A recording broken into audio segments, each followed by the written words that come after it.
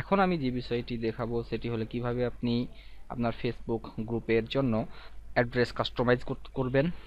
তো এর জন্য প্রথমে আপনাকে আপনার ফেসবুক গ্রুপে যেতে হবে। আমি আছি টেকনোলজি গ্রুপে, যেটি এখানে দেখতে পাচ্ছেন আপনারা। অ্যাড্রেসটি হচ্ছে গ্রুপ এক্সেট্রা, অনেক কিছু আছে। চলুন এটিকে আমরা কাস্টমাইজ করি।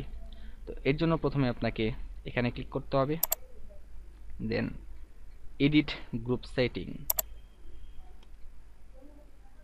দেন আপনাকে কাস্টমাইজ অ্যাড্রেসে ক্লিক করতে হবে।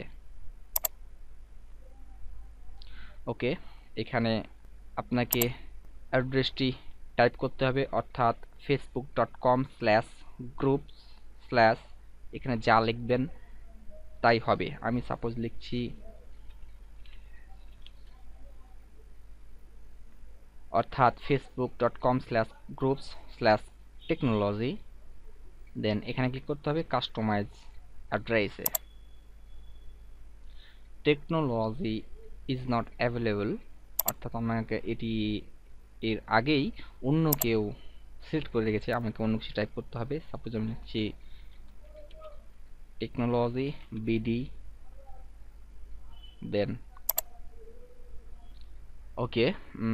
আমার আমি দেখতে পাচ্ছি এখানে আমার ওয়েব অ্যাড্রেসটি কাস্টমাইজ হয়েছে, অর্থাৎ facebook.com/group/technology বিডি হয়েছে।